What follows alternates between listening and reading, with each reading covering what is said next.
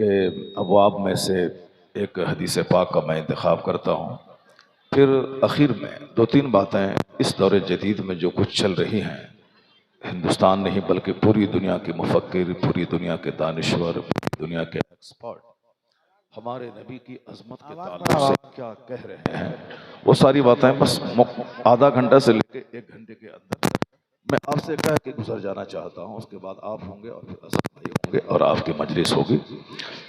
قرآن پاک کریم میں ایک چیپٹر ہے، میں سیاق و سباق بیک گراؤنڈ یعنی شان نزول میں پڑھتا ہوں، پھر اس کے بعد آپ دیکھیں کہ اللہ رب العزت نے اپنے محبوب کی عظمت کو کتنا بلند کیا ہے اور کس قدر چہار دانگ عالم میں آج کی تاریخ میں آقا دو جہاں علیہ السلام کا ذکر جمیل ہو رہا ہے۔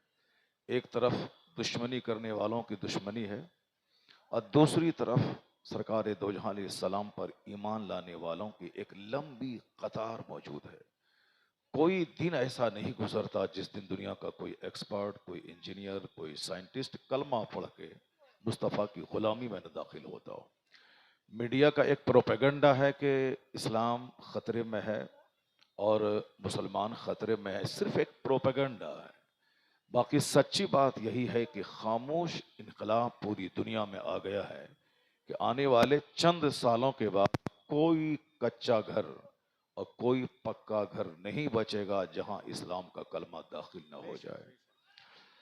یہ بات میں اپنی طرف سے کوئی بات نہیں کہہ رہا ہوں، بلکہ حدیث پاک کا ایک مفہوم ہے کہ لا یبقى علی ظہر الارض بیت مدریوں ولا وبر الا ادخلہ اللہ کلمۃ الاسلام۔ اس روئے زمین پر کوئی کچا گھر نہیں بچے گا اور کوئی پکا گھر نہیں بچے گا مگر وہاں اللہ اسلام کا کلمہ داخل فرما دے گا۔ یہ بات مصطفیٰ جان رحمت کی ہے، یہ بات آقا علیہ السلام کی ہے۔ دنیا کے دانشوروں کی باتیں الٹتی پلٹتی رہتی ہیں، عدلتی بدلتی رہتی ہیں، لیکن آقا نے جو بات کہہ دی وہ بات پتھر کی لکیر ہے۔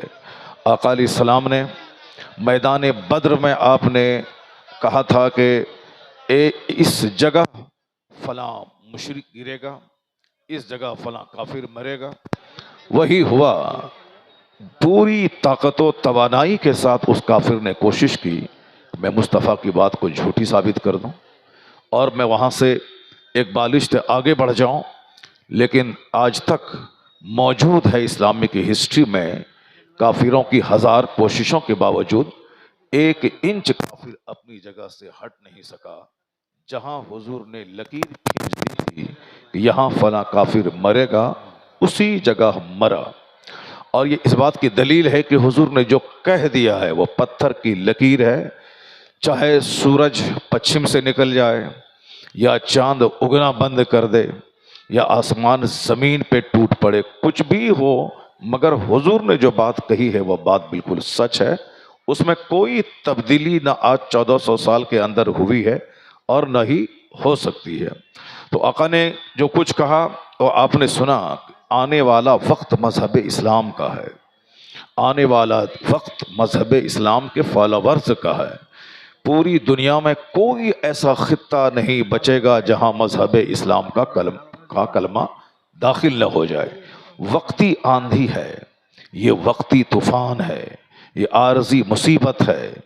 دنیا کا نام ہی ہے چینجنگ، عدلنا بدلنا، اسی کو دنیا کہتے ہیں۔ دنیا کا مطلب ہے جو چیز ایک حالت پہ قائم نہ رہے۔ العالم متغیر، دنیا عالم بدلنے والا ہے۔ وَكُلُّ مُتَغَيِّرٍ حَادِثٌ، اور ہر بدلنے والی چیز حادث ہے۔ فالعالم حادث، عالم حادث ہے، یہ دنیا فانی ہے۔ دنیا کی پریبھاشا یہ ہے کہ کوئی چیز ایک حالت پہ نہ رہے۔ بچہ پیدا ہوتا ہے، بچپن سے بچہ گزرتا ہے، پھر جوانی میں داخل ہوتا ہے، بڑھاپے میں، پھر اس کے بعد دنیا چھوڑ کے چلا جاتا ہے۔ یہی 3 اسٹیج ہیں، بچپن، جوانی، بڑھاپا۔ کوئی چوتھا اسٹیج نہیں آنے والا۔ جو بچپنے سے گزر رہے ہیں وہ سمجھ لیں کہ ممکن ہے کہ شاید جوانی نہیں آ پائے، کیونکہ کروڑوں بچے ہیں جو جوانی ہی میں دنیا سے چلے جاتے ہیں۔ بہت سارے لوگ ہیں جو جوان ہو چکے ہیں، سیکنڈ اسٹیج میں آ چکے ہیں، وہ یہ نہ سمجھیں کہ اس کے لیے بڑھاپا ہے۔ تیسرا اسٹیج بڑھاپا ہے، لیکن کروڑوں نوجوان ایسے ہیں جنہوں نے بڑھاپے کا منہ نہیں دیکھا بلکہ جوانی ہی میں دنیا سے چلے گئے۔ ایک بہت بڑے ارب پتی جوانی میں بے شمار دولتیں انہوں نے جمع کی، لیکن اسی عین جوانی میں بھی 10 سال ہوئے ہیں دولت کے کمائے ہوئے، خطرناک مرض کینسر میں گرفتار ہوئے، بستر مرگ پہ پڑ گئے۔ آنے والے لوگ ان کے پاس آتے تھے اور کہتے، دلاسا دیتے تھے، مگر وہ کہتے تھے کہ میں اپنی حالت پہ نہیں رو رہا ہوں، میں تم سبھوں کو اپنی زندگی سے عبرت دلانا چاہتا ہوں کہ میں نے اپنی خواہش کے مطابق بے پناہ محنت کی، میں نے کروڑوں کی دولت میں نے جمع کی، لیکن ان دولتوں سے لطف اندوز ہونے سے پہلے پہلے اب میں کینسر سے پیڑت ہو کے میں دنیا سے جا رہا ہوں۔ انہوں نے کہا کہ ہر آنے والے لوگوں سے جو ان کی تعزیت اور مزاج پرسی کو آتا تھا، سب سے یہی کہتے تھے کہ مجھ پہ ترس مت کھاؤ، اپنی زندگی پہ ترس کھاؤ۔ جو حشر میرا آج ہو رہا ہے میں چاہتا ہوں کہ تمہارا نہیں ہو۔ تم اس زندگی سے دھوکہ مت کھاؤ، تم جوانی سے دھوکہ مت کھاؤ۔ میں نے بھی سوچا تھا کہ ایک لمبی مدت تک دولتوں کو میں نے جمع کیا ہے، اس سے میں فائدہ حاصل کروں گا، بڑھاپے میں خوب عیش کروں گا، بے پناہ دولتیں میرے پاس رہیں گی، میں کسی کا محتاج نہیں رہوں گا۔ لیکن آج مجھے خبر نہیں تھی کہ میں اس خطرناک مرض میں گرفتار ہو جاؤں گا اور مجھے دنیا چھوڑ کے جانا پڑے گا۔ تو ہر آنے والے سے ہی کہتے تھے کہ میرے اوپر ترس مت کھاؤ، تم زندگی سے دھوکہ مت کھاؤ۔ کروڑوں لوگ ایسے ہیں جو بوڑھے نہیں ہوئے، جوانی میں دنیا سے چلے گئے، اور جو جوانی سے بچ کے بڑھاپے کے اسٹیج پر داخل ہوئے وہ تو سمجھ لیں کہ ایک بیماری کے اسٹیج میں داخل ہو گئے۔ بڑھاپے کا دوسرا نام ہے بیماری، یعنی آج کل اکثر بوڑھے لوگ وہ صرف دوائی کی تلاش میں رہتے ہیں کہ صاحب دوائی کہاں ملے، کس ڈاکٹر کے پاس میرے اس مرض کا علاج ہے۔ حالانکہ اس کو یہ سمجھنا چاہیے کہ بڑھاپا خود ایک مستقل مرض ہے، اس کا کوئی علاج کسی کے پاس نہیں ہے۔ بڑھاپے کا مطلب اب کوئی چوتھا اسٹیج نہیں آنے والا ہے، اب موت ہی آنے والی ہے، چاہے ہاسپٹل میں آئے، چاہے راستہ چلتے آئے، چاہے سر چکر آنے کے بعد آ جائے، چاہے باتھ روم میں آ جائے، کہیں بھی آ جائے، موت ہی آئے گی۔ جب موت آئے گی، اب چوتھا کوئی سٹیج نہیں ہے، تو ہر بوڑھے کو یہ چاہیے کہ ہر وقت موت کو مد نظر رکھتے ہوئے جو فرصت ملی ہے 5 گھنٹے کی، 5 مہینے کی، 5 سال کی، 5 دن کی، اس کو بالکل موت کے بعد جو دنیا آنے والی ہے اس کی تیاری میں لگا دے۔ مگر کروڑوں میں کسی بوڑھے کو موت کا خیال آتا ہے کہ اب میں بوڑھا ہو گیا، اب دوائی نہیں کام کرے گی، اب مجھے موت کسی بھی ٹائم میں آنے والی ہے، تو مجھے موت کے بعد کی جو دنیا ہے اس کی تیاری کرنی چاہیے۔ عقل مند وہ ہے جو دوسروں کی تیجا سے سبق حاصل کرے، عقل مند وہ ہے جو دوسروں کے 40واں سے سبق حاصل کرے، عقل مند وہ ہے جو دوسروں کو وینٹیلیشن پہ دیکھ کے عبرت حاصل کرے، عقل مند وہ ہے جو شراب پی کے گاڑی چلا رہا تھا، اس کی لاش کے ہزاروں ٹکڑے ہو گئے، اس کے اس انجام سے سبق حاصل کرے۔ مگر عقل مند رہیں گے تب نہ سبق حاصل کریں گے۔ آقا علیہ السلام کے حدیث پاک پھر میں بار بار پڑھتا ہوں، حضور نے کہا ہے کہ اخیر زمانے میں اکثر لوگوں کی عقلیں چھین لی جائیں گی، اکثر لوگ پاگل اور دیوانے کی طرح کریں گے۔ ابھی آپ دیکھ سکتے ہیں کہ مرد کے پاس پوری طاقت ہے، یہ اس جاڑے کے زمانے میں صرف ایک شرٹ پہن کے گھوم سکتے ہیں، لیکن مرد 5 کپڑے پہنے رہتے ہیں۔ عورتوں کا جسم مردوں کے مقابلے میں نرم اور نازک ہوتا ہے، بالکل سمجھ لیں کہ ایک لطیف جسم کی ملکہ ہوتی ہے وہ۔ اللہ نے اس کے چہرے پہ داڑھی نہیں دی چونکہ اس کا چمڑا بالکل نرم اور نازک ہوتا ہے۔ اب وہ نرم نازک ہیں، وہ ایک کپڑا پہن کر اس کا فیشن بگڑ نہ جائے، اس کا میک اپ خطرے میں نہ پڑ جائے، سردی میں ٹھٹھرتی ہیں مگر وہ چادر سے اپنے سر کو نہیں ڈھانپتی ہیں۔ کیوں؟ اس لیے کہ اس کا میک اپ بگڑ نہ جائے۔ اب اس کو آپ کیا کہہ سکتے ہیں؟ جس کو 5 کپڑے پہننا تھا تو وہ 1 کپڑے پہن کے ٹھٹر رہی، اور جو مرد صرف 1 کپڑا پہن کے بھی کڑاکے کی سردی میں جا سکتا ہے، گھوم سکتا ہے، جیسے آپ نے دیکھا ہوگا راہل گاندھی کو، وہ ابھی جو انہوں نے پورے ہندوستان کا بھرمن کیا صرف ایک ٹی شرٹ پہن کر کے، کڑاکے کی سردی ہے صاحب، دسمبر جنوری کی، ایک ٹی شرٹ پہن کے پورے ہندوستان کا بھرمن کر کئی ہزار کلومیٹر دور کا سفر اس نے کیا۔ کیسی طاقت تھی ان کے پاس؟ یہ مرد ہے، مرد کے پاس طاقت رہتی ہے۔ تو میں کہہ رہا ہوں کتنا الٹا پھلٹا کام ہو رہا ہے۔ جس عورتوں کو 5 کپڑا پہننا چاہیے وہ 1 کپڑا پہن رہی ہے، اور جس مرد کو 1 پہننا چاہیے اب صاحب یہ 5 پہن رہے ہیں۔ اخیر زمانے میں عقلیں چھین لی جائیں گی۔ حضور نے کیا فرمایا؟ تنزع عقول اکثر ذالک الزمان، ایک زمانہ ایسا آئے گا کہ اکثر لوگوں کی عقلیں چھین لی جائیں گی۔ شادی ایک کانٹیکٹ، ایک ایجاب اور قبول کا نام ہے۔ 5 لوگ گوار ہیں، 2 لوگ گوار ہیں، ایجاب و قبول شادی کا نام۔ لیکن لوگوں نے غیر ضروری طور پر شادی میں مہندی کی رسم، ہلدی کی رسم، صاحب سگائی کی رسم، نہ جانے کتنی رسمیں داخل کر دیں۔ انہوں نے بینڈ بجایا ہے تو میں بجاؤں گا، انہوں نے ڈی جے بجایا ہے تو میں بجاؤں گا، انہوں نے صاحب 50 اسکارپی پہ بارات کو لے کے گیا ہے تو میں بھی لے کے جاؤں گا۔ ایک صاحب ایک دیوانگی ہے لوگوں میں۔ حضور نے کیا کہا 1400 سال پہلے؟ لوگوں کی عقلیں چھین لی جائیں گی، لوگ بے وقوف ہو جائیں گے۔ دنیا میں کھانا اس لیے ہے تاکہ میں زندہ رہوں، اور زندہ اس لیے رہوں تاکہ میں اپنے رب کریم کی عبادت کروں۔ لیکن یہاں دیکھیں صرف کھانے کا مقابلہ ہے، چاؤمین، برگر، سینڈوچ، ٹکا، یہ وہ، جبکہ اس کی وجہ سے موتیں ہو رہی ہیں، لوگوں کے ہارٹ بلاکیج ہو رہے ہیں، لوگوں کا لیور فیٹی ہو رہا ہے، خطرناک مرض لیور کے پیدا ہو رہے ہیں، اور ڈاکٹر کہتے ہیں کہ جنک فوڈ مت کھائیے، ڈاکٹر کہتے ہیں کہ صاحب فاسٹ فوڈ مت کھائیے، مگر ایک دنیا دیوانی ہے، اسی کے پیچھے پاگل ہے۔ شام ہوئی، سڑک کے کنارے دکان لگی، ہزاروں دیوانے جمع ہو گئے۔ کیا مطلب؟ وہ کھانا کھا رہے ہیں جس کھانا کھانے کے بعد وہ صحت مند نہیں رہیں گے، جس کھانا کھانے کے بعد وہ کینسر کو دعوت دیں گے، جس کھانا کھانے کے بعد وہ صاحب بلڈ پریشر ہائی کو دعوت دے رہے ہیں۔ کچھ بھی ہو، ڈاکٹر جھوٹ بولتا ہے، کھاؤ، پہلے زندگی ملی ہے کھانے پینے کے لیے۔ کیا کہا حضور نے؟ اخیر زمانے میں لوگوں کی عقلیں چھین لی جائیں گی۔ جو کچھ آج دیکھ رہے ہیں وہ بہت اچھا نہیں ہو رہا ہے، وہ سب وہی ہو رہا ہے جو سرکار نے آخری زمانے کی پہچان اور علامت اپنے بیان کی ہے۔ زنا کاری آج بالکل سستی ہو گئی۔ آدمی 10 روپے میں زنا کر رہا ہے، ایک ڈبے مٹھائی میں زنا کر رہا ہے، لیکن شادی میں 1 کروڑ روپے لگیں گے۔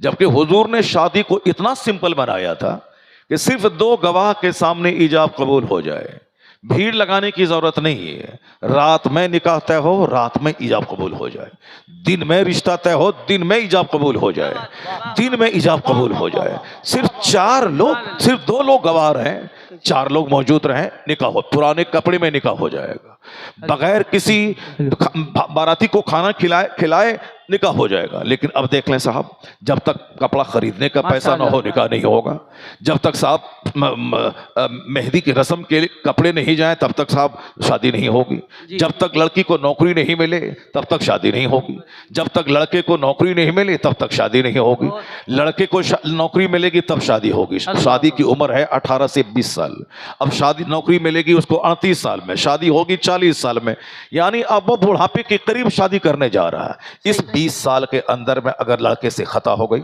لڑکے کا پاؤں پھسل گیا، وہ طوائف کے کوٹھے پہ چلا گیا، تو بخاری کی حدیث میں آیا ہے کہ جوان ہونے کے بعد اگر نکاح میں تاخیر ہوئی، اس تاخیری نکاح کی وجہ سے بچہ بچی کا پاؤں پھسل گیا، ماں باپ اس جرم میں شریک سمجھے جائیں۔ زنا کرے لڑکی مجرم ہو باپ، زنا کرے لڑکا مجرم ہو باپ۔ جرم کیا ہے؟ شادی میں لیٹ کرنے کا، جرم کیا ہے؟ شادی میں تاخیر کرنے کا۔ اسی جرم کی وجہ سے آپ اس گناہ میں شریک سمجھے جائیں گے۔ یہ بتائیے مجھ کو 40-45 سال میں جب شادی ہوگی، 50 سال کے بعد تو بڑھاپا آ جاتا ہے، اب 5 سال ہی وہ بچہ اب شادی کے بعد اپنی بیوی کے ساتھ رہ پائے گا، جبکہ جو آدمی 18 سال میں شادی کر لیا اس کی عمر 45 سال پہنچتے پہنچتے اس کا بیٹا 25 سال کا ہو گیا، اب اس کی بیٹی صاحب جوان ہو گئی، اب یہ خود جوان ہے، بیٹا اس کا پارٹنر بن گیا، اب یہ دونوں مل کر کے کمائے گا، دوسروں کے مقابلے میں زیادہ دولتیں کمائے گا، زیادہ خوشحال رہے گا۔ اسی لیے کہا کہ جلدی سے شادی کر لے تاکہ تیرے بچے پارٹنر تیرے ہو جائے، تاکہ تیری بیٹی جوان رہے اور تو بھاگ دوڑ کر کے اس کی شادی جلدی سے دلا دے، ورنہ شادی ہوگی 45 سال میں، اب آپ ہوں گے 60 سال کے بستر پہ پڑے ہوں گے موت کے قریب، اس وقت آپ کا بچہ 20 سال کا 18 سال کا ہو رہا ہوگا۔ لڑکی ہوگی تو پھر ایک شادی کا ٹینشن لے کے دنیا سے آپ جائیں گے، لڑکا ہوگا تو اس لڑکی کی آوارگی، اس کی ملازمت نہ ملنے کی وجہ سے آپ پریشان ہوں گے۔ سارا کام دنیا میں الٹا پلٹا ہو رہا ہے۔ میں نماز پڑھ رہا ہوں ریلوے اسٹیشن پہ، کہتے ہیں کہ صاحب یہ مسجد نہیں ہے، یہ پلیٹ فارم ہے، آپ یہاں نماز نہ پڑھیں۔ اسی پلیٹ فارم پہ ایک لڑکا ایک لڑکی کے ساتھ کاندھے پہ ہاتھ رکھ کے مستیاں کر رہا، कोई पुलिस वाला बोलने को तैयार नहीं है। कोई नहीं बोलता अरे साहब ये प्लेटफॉर्म है, ये तवाइफ का अड्डा नहीं है, ये प्लेटफॉर्म है, ये आपका अपना घर नहीं है, ये अगरचे आपकी बीवी है मगर बीवी है तो आपके लिए आपका घर है, ये प्लेटफॉर्म है, यहाँ हजारों लोग सफर कर रहे हैं। मैं नमाज पढ़ूं तो कहते हैं कि साहब ये प्लेटफॉर्म है, मस्जिद नहीं है। अब वो जिना करे तो कोई बोलने वाला नहीं कि साहब ये प्लेटफॉर्म है, ये तवाइफ का अड्डा नहीं है। क्या कहा हुजूर ने? अक्लें छीन ली जाएंगी, अक्लें छीन ली जाएंगी। दुनिया हिंदुस्तान में जब नमाजी बढ़ेंगे तो क्राइम घटेगा, नमाजी बढ़ेंगे तो गुरूर घटेगा, नमाजी बढ़ेंगे तो हरामखोरी घटेगी, नमाजी बढ़ेंगे तो शराब नोशी घटेगी, नमाजी बढ़ेंगे तो जिनाकारी घटेगी। आज हर कदम कदम पे जिनाकारी है, कदम कदम पे शराब नोशी है, कदम कदम पे साहब बड़े बड़े घोटाले हैं। जो मंत्री कुर्सी पे बैठे हैं वो घोटाला कर रहे हैं साहब, जो बड़े बड़े ओहदों पे फाइज हैं, डीएम उसको घोटाले में मुलविस है, एसपी वो घोटाले में मुलविस है। हमारे पूर्णिया का एक डीएम, बहुत बुरी सजा उसको गवर्नमेंट ने दी साहब, तनख्वाह उसकी 2 लाख पे महीना है, करोड़ों रुपए गैर कानूनी ढंग से वो कमा रहे हैं। सिर्फ एक नहीं बल्कि हजारों ऑफिसर। तो मैं कहता हूं हुकूमत हिंद से साहब, आपके ऑफिसर गर्दन तक रिश्वत में धंसे हैं, उसके खिलाफ कोई आपके पास कोई कानून नहीं है, आपके नेता उसके खिलाफ नहीं बोल रहे हैं साहब। कोर्ट में जिना हो रहा है, आप उसके खिलाफ कुछ नहीं बोल रहे हैं। आरपीएफ के जवान, रेलवे प्रोटेक्शन फोर्स, ये साहब एक सफर करती हुई लड़की के एसी कमरे में घुस करके उसके साथ दस्तराजी कर रहा है साहब, उसके इज्जत के साथ खेल रहा है, आप कुछ नहीं बोल रहे हैं। अब हम जानते हैं नहीं बोल पाएंगे, क्योंकि कलकत्ता मेडिकल कॉलेज में जो जनाकारी हुई सारा हिंदुस्तान जान रहा है, सारी दुनिया थर्रा रही है। ऐसा नहीं कि जहां निकाब होगा उसी को झांक झांक के देखने की ख्वाहिश दिल में पैदा होती है। अभी एक डॉक्टर बोल रहा था कि साहब आपकी औरतें निकाब क्यों पहन रही हैं? क्योंकि जो चीज हिडन पोशीदा रहती है लोग उसको बार बार देखता है, और जब वो ओपन रहेंगी तो लोग नहीं देखेगा। मैं कहता हूं साहब यही आपका फॉर्मूला है।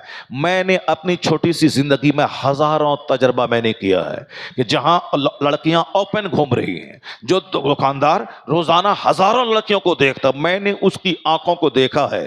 रोजाना हजारों लड़कियों को देखने के बावजूद भी हर आने वाली लड़की पे वह गहरी नजर डालता है, निगाहें गाड़ के देखता। ऐसा नहीं कि 2-4-10 दिन देखा जी भर गया अब नहीं देखेगा, ऐसा थोड़ी होता है दुनिया में कि 5 दिन खा लिया था अब फिर खाने को अब जी नहीं कर रहा, अब नहीं खाएंगे। अब आज दिन भर पानी पी लिया तो अब 10 दिन तक पानी नहीं पिएंगे। नहीं नहीं, खाने की ख्वाहिश है और जब तक आदमी जिंदा है तब तक खाएगा।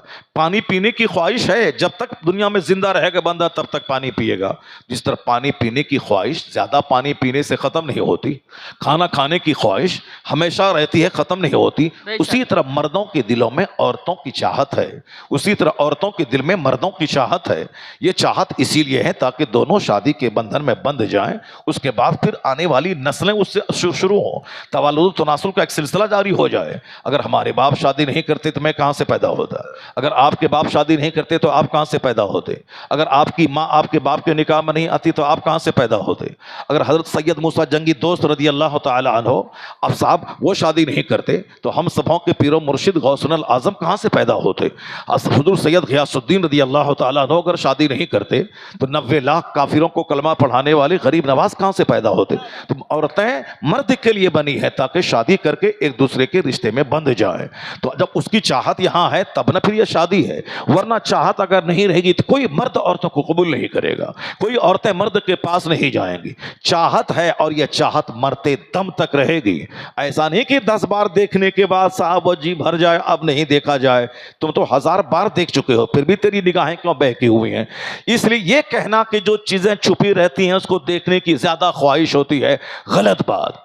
मेडिकल कॉलेज में रोजाना लड़कियां टी शर्ट पैंट पहन के पढ़ने आ रही हैं, लेकिन उसके बावजूद क्यों रेप हुआ, उसके बावजूद क्यों दर्दनाक कत्ल हुआ, उसके बावजूद क्यों वहां साहब तहखाने में रेप का रैकेट चलाया गया? इसका मतलब है कि नेचुरल सिस्टम से बगावत आप नहीं कर सकते हैं। ये हर मर्द के दिल में ख्वाहिश है औरतों की। तो आप एक खूबसूरत औरत घर से बाहर निकली और 10 दरिंदे चाहते हैं कि मैं इनके साथ शादी करूं। अब एक अकेली औरत है और 10 दरिंदे चाहते कि मैं इनसे शादी कर लूं, ये बताएं कि उस औरत की जिंदगी खतरे में पड़ेगी या नहीं। इसीलिए पर्दे का हुक्म इस्लाम ने दिया है ताकि इसका हुस्न भी छुपा रहे और इसकी बदसूरती भी छुपी रहे, ताकि दरिंदों की बदनिगाही से औरत सेफ रहे। तो पर्दा औरतों पे जुल्म नहीं है, ये उनकी सेफ्टी के लिए है, या उसकी सिक्योरिटी के लिए है, या उसकी हिफाजत के लिए है। मगर बताएं साहब, एक लड़की चड्डी पहनी हुई एयरपोर्ट पे खड़ी है, आए दिन हम लोग देख रहे हैं, लेकिन कोई बोलने वाला नहीं है कि आपके ऐसा कदम उठाने से लोगों का दिमाग खराब होगा, साहब समाज में गलत मैसेज जाएगा, समाज के लोग इसको गलत समझेंगे, कोई नहीं बोलने वाला है। लेकिन एक औरत हिजाब पहन के आई है तो अब वो लोगों की आंखों में वो औरत खटक रही है, खटकेगी जरूर। क्यों? इसलिए कि आखिर जमाने में अक्सर लोगों की अक्लें छीन ली जाएंगी। इसलिए ये इसे आप तरक्की और डेवलपमेंट नहीं कहें कि डेवलपमेंट है साहब, चड्डी पे औरतें आ गई डेवलपमेंट है साहब, लोग शराब की बोतल लिए चल रहे हैं ये डेवलपमेंट है। अभी 4 दिन के बाद आप देखेंगे हिंदुस्तान के गोवा में समंदर के किनारे वो शराब की बोतलें होंगी साहब, नीम बरहाना मर्द औरतें सब सोए हुए होंगे। क्या 31st नाइट मना रहे हैं। आने वाला साल इस साल का आखिरी दिन है, अब आने वाला साल 1 जनवरी आ रहा, अब वो 31st नाइट मना रहे हैं। क्या कैसे मना रहे हैं? शराब पी के मना रहे हैं, जुआ खेल के मना रहे हैं, और साहब अय्याशी करके मना रहे हैं। उसे क्या खबर के हो सकता है कि 25 का पहला दिन उसके लिए मौत का पैगाम लेके आ रहा हो। बहुत सारी कश्तियां डूब गई जिस कश्तियों पे अय्याशियां हो रही थी, बहुत सारे प्लेन क्रैश हो गए जिस पे शराब पी जा रही थी और बदकारी हो रही थी। दुनिया का खूबसूरत शहर पहाड़ पे जो आबाद है, काठमांडू नेपाल की राजधानी पहाड़ पे आबाद है। हम यहाँ गर्मी के ज़माने में जलते हैं और वहाँ लोग कंबल ओढ़ के सोते हैं। लेकिन होना ये चाहिए था कि जब अल्लाह ने नेमत दी है तो उस नेमत का शुक्र अदा करता बंदा, उस नेमत का शुक्र अदा करता। लेकिन हो क्या रहा है, उस सर्द जगह हिल स्टेशन पे बदकारियां हो रही हैं। समंदर के किनारे खुदा का कहरो जलाल याद करना चाहिए कि बंबई कैसे आबाद है समंदर के किनारे। अगर 10 हाथ पानी ऊपर हो गया तो सारा शहर समंदर की आगोश में समा जाएगा। अब वहां जाने के बाद लोगों को अल्लाह का डर पैदा होना चाहिए। या अल्लाह तू किस कदर कुदरत का मालिक है, किस कदर तू महान है कि बंबई जैसा शहर जहां हिंदुस्तान की आधी दौलत रहती है ये समंदर के किनारे आबाद है। समंदर के किनारे इतना खूबसूरत शहर आबाद है तो अब अल्लाह रब्बुल इज्जत को सजदा करना चाहिए। समंदर की चंचल मौजों को देखकर अल्लाह को सजदा करना चाहिए। लेकिन हो क्या रहा है, उसी समंदर के किनारे बदकारी हो रही है, सारा काम उल्टा पुल्टा हो रहा है। क्या मतलब? लोगों की अक्लें छीन ली गई है। हिल स्टेशन पे सजदा होना चाहिए कि नीचे बदन जल रहा है, यहां बर्फ गिर रही है तो सजदा करना चाहिए, लेकिन लोग उसी सजदा के बजाय वहां बदकारी कर रहे हैं। समंदर के किनारे समंदर के जलाल को देखकर, कहर को देखकर अल्लाह के जलाल को याद करके सजदा करना चाहिए। अब वहां से नाकारी हो रही है। कश्मीर के डल झील में आप जाके देखें, श्रीनगर खूबसूरत शहर है हिंदुस्तान का, और बीच शहर के बीचों बीच है डल झील। इतनी बड़ी झील पूरे हिंदुस्तान में कहीं नहीं है।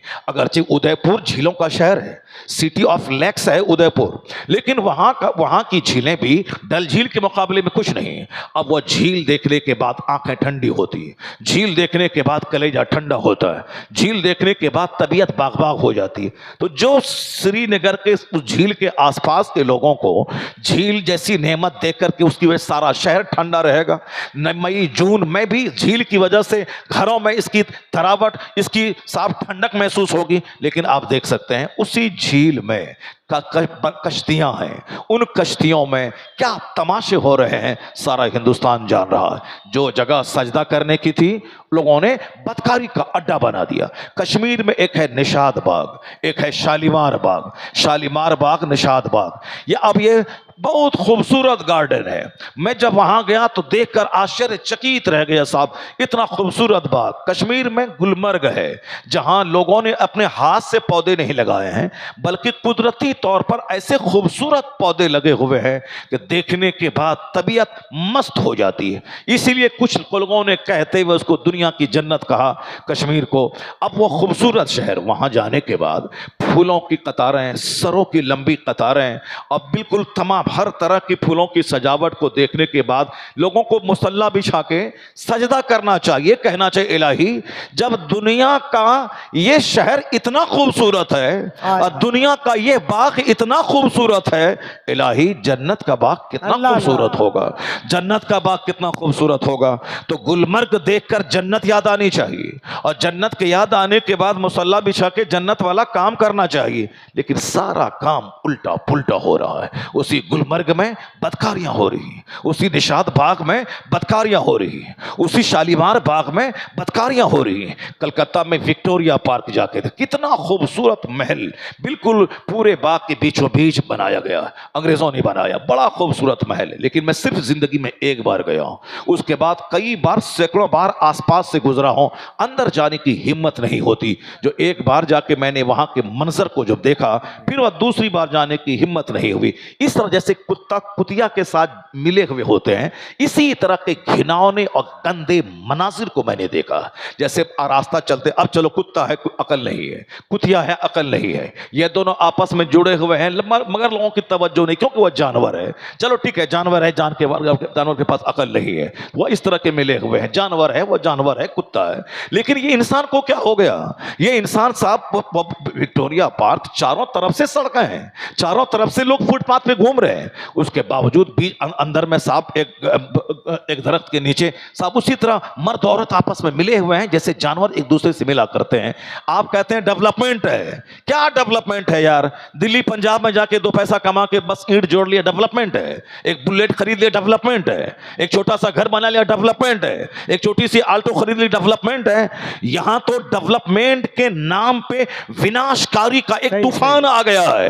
ये डेवलपमेंट नहीं है, ये क्या है? डिसअपॉइंटमेंट है। ये डेवलपमेंट नहीं है, तनज़ुली है, ये तबाही है। दुनिया क़यामत के करीब आ रही है। जब देखो कोई महल बना रहा है, या कभी मत बोलना कि डेवलपमेंट हो रही है, बल्कि ये कहना कि जो दौलतें ज्यादा नाजायज तरीके से जमा करेगा उसका हिसाब भी बहुत ज्यादा होगा। ये आग के करीब जा रहा है। या 4 लेन की सड़कें ये बता रही हैं कि दुनिया विनाश के करीब जा रही है। या 150 मंजिला मकान ये बता रहा है कि दुनिया विनाश के करीब जा रही है। ये खाने पीने पहनने का मुकाबला ये इस बात की दलील है कि दुनिया विनाश की ओर बढ़ रही है। ये बेहयाई का बढ़ना, शराब नोशी का बढ़ना ये इस बात की दलील है कि दुनिया विनाश की तरफ जा रही है। तो वो तरक्की नहीं है मकान दुकान खाने का मुकाबला।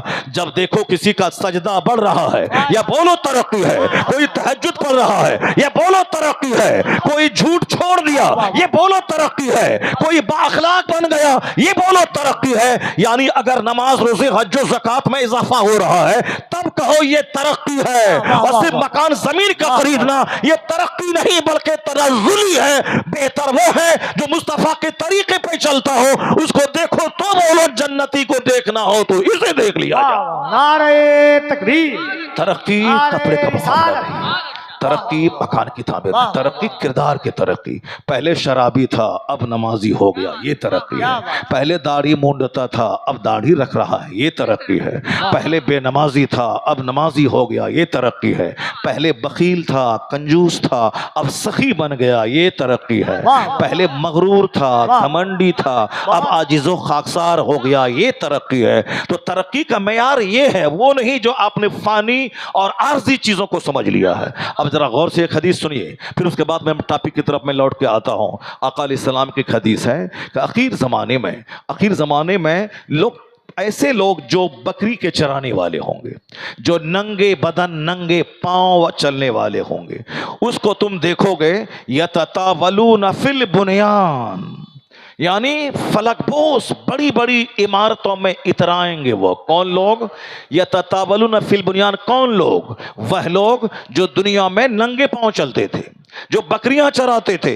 जैसे आजकल आप कहते हैं कि फलां का बाप बकरी चराता था लेकिन आज उसका बेटा डेवलप कर दिया, उसका बेटा डेवलप कर रहा है, उसका बेटा मकान बना रहा है। साहब फलां दूसरों के घर में गाय चराता था लेकिन आज वो डेवलप कर गया, मकान बना लिया, अपनी गाड़ी खरीद लिया, इनोवा क्रिस्टा है, फॉर्च्यूनर है, बहुत मुकाबला है, बड़ी जबरदस्त गाड़ी खरीद ली। आप क्या कहते हैं? तरक्की है। मगर आपके पैगंबर क्या कहते हैं?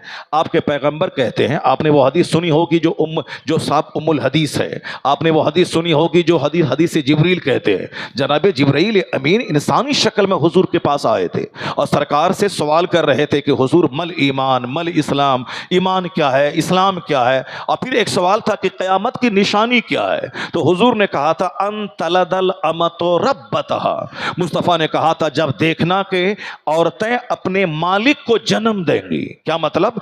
बांदियां अपने मलका को जन्म देंगी। एक माना यह है कि नाफरमान औलाद कसरत से पैदा होगी।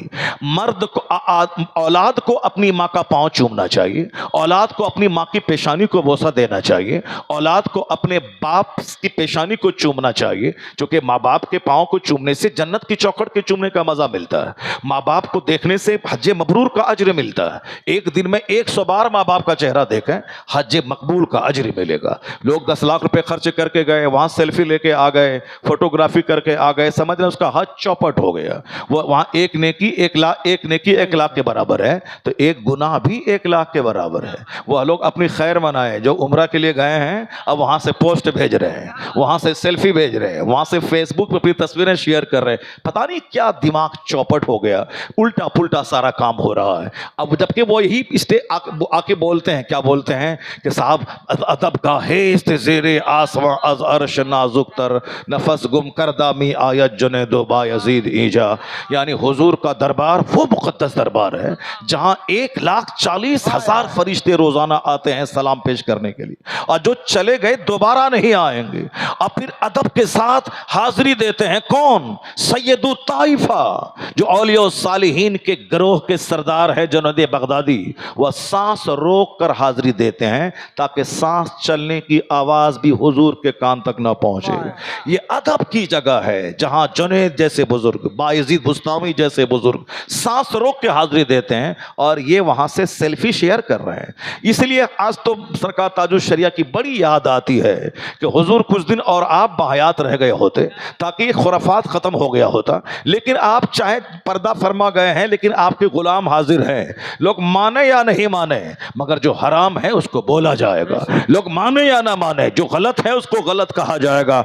इसलिए आज भी बहुत सारे लोग मुंह देखी बातें करते हैं, दूसरों की मुंह देखी मुंह भराई का काम करते हैं, मगर जो मसलके आला हजरत का वफादार सिपाही है वह मुंह देख के बात नहीं करता है, वह शरीयत के चैप्टर को देख के बात करता है, वह कानून इस्लाम देख के बात करता है। मैं कहा था एक बार लखनऊ में, आज अगर कुछ मजलिसें बची हुई हैं, मैंने तो ऐसे पीर साहबान को देखा जिसके इर्द गिर्द इस कदर वीडियोस, इस कदर कैमरास लगे हुए हैं जैसे कोई बम्बई का एक्टर आ गया हो, और चारों तरफ से फोटोग्राफर उसकी फोटोग्राफी ले रहा हो। निकाह की महफिल में 5 लोग मौजूद हैं, फोटोग्राफर 50 की तादाद में मौजूद है, 50 की तादाद में मौजूद है। मस्जिदों में, मस्जिदों को भी लोगों ने नहीं छोड़ा, मस्जिदों को भी इन आले लहवो लईब से लोगों ने भर दिया, जलसो जुलूस को आले लहवो लईब से भर दिया। मैं कहना चाहता हूं, अभी अगर कहीं कुछ बोलने वाला है, आलिम के जिम्मे है पैगाम सुना देना। किसी की गर्दन में चादर डाल के मस्जिद घुसाना या न किसी नबी पे फर्ज था, न किसी नबी के गुलाम आलिम पे फर्ज है। अंबिया कराम भी सिर्फ अल्लाह का पैगाम सुना देते थे, बाकी उसी करोड़ों में से 2-4 लोग खींच के ईमान लाते थे, कलमा पढ़ते थे। और यही काम अंबिया के वारिसीन नाइबीन पर है कि आप अच्छे अंदाज में कुरान पढ़ के सुना दें, मुस्तफा की हदीस पढ़ के सुना दें, लोगों को इस्लाम का कानून बता दें। बस इतना ही आपका काम है। वमा अलैना इल्लल बलाग, यानी हमारे ऊपर में सिर्फ पहुंचा देना, यही है। इस किसी की गर्दन पकड़ के, किसी का कैमरा तोड़ करके उसको कहना खबरदार ये हराम है, भागो यहां से, ये हम पर जरूरी नहीं है। हम पर सिर्फ इतना है कि बता देना है कि ये गलत है, बता देना है ये हराम है, बाकी इसके जिम्मेदार वो हैं। मैं कहूंगा नमाज पढ़ो, नमाज एक वक्त की छोड़ना हराम है। अब सामने वाला बंदा बोलेंगे अपनी पढ़ो, हम नहीं पढ़ेंगे, तुम क्या करेगा, तुम क्या करेगा, तो फिर हम कुछ नहीं कर सकते हैं। मैं कहूंगा साहब उम्रा क्यों शौक के उम्रा कर रहा है, हज क्यों नहीं करता है? हज फर्ज है, उम्रा फर्ज नहीं है। अब हज फर्ज अदा हो गया, ये 50 बार उम्रा क्यों कर रहा है? उम्रा में जो 1 लाख रुपए खर्च होते हैं, उस 1 लाख रुपए से किसी गरीब को दे दे, गरीब की बेटी की शादी करा दे, किसी बीमार का इलाज करवा दे। 50 उम्रा में वो सवाब नहीं मिलेगा जो एक बंदे मोमिन की बीमारी के इलाज कराने में मिल जाएगा। क्योंकि मर्दे मोमिन की जरूरतें पूरी करना, उसकी हाजत रवाई करना, मुश्किल कुशाई करना, ये बहुत बड़ा काम है। 10 साल के एतकाफ से बेहतर है एक मुसलमान के काम आ जाना। इस्लाम ने جتنا زیادہ زور اخلاق پہ دیا ہے، نماز روزے حج و زکات یہ تو پیلر ہے جس پر اسلام کی عمارت کھڑی رہتی ہے، لیکن اسلام کا حسن اخلاق ہے، اسلام کی بیوٹی اخلاق ہے کہ کیسے مجھے سماج میں رہنا ہے، کیسے مجھے اپنی بیوی سے ڈیل کرنا ہے، کیسے مجھے اپنے بچوں سے سلوک کرنا ہے، کیسے مجھے اپنے پڑوسیوں سے سلوک کرنا ہے، بحیثیت بیوی، بحیثیت شوہر، بحیثیت اولاد، بحیثیت والدین، بحیثیت پڑوسی، بحیثیت رشتہ دار کیسے جینا ہے، بحیثیت حاکم کیسے جینا ہے، اور بحیثیت محکوم کیسے جینا ہے، یہ ساری باتیں گائیڈ لائنز حضور نے ڈیٹیلڈ وے میں کھول کھول کر بتا دی ہے، صاف واضح طور پر۔ یہی وجہ ہے کہ ہندوستان کا ایک ہندو اسکالر وہ مصطفیٰ کی سوانے کا مطالعہ کرنے کے بعد وہ اپنے ضمیر کے جذبات کو الفاظ کی شکل دیتے ہوئے کہا all these magnificent roles in these departments of human activities he is alike a hero۔ وہ کہتے ہیں کہ دنیا محمد عربی کو نہیں سمجھ پائی ہے، حضور نے جیون کے ہر چھیتر میں جو ہماری نیترتو کی ہے، ہماری رہنمائی کی ہے، جو ہمیں مارگ درشن دکھلایا ہے، اس کو دیکھنے کے بعد میں کہہ سکتا ہوں اس روئے زمین کا ایک لاجواب انسان عبقری شخصیت اگر کوئی ہے تو محمد عربی کی ذات گرامی ہے۔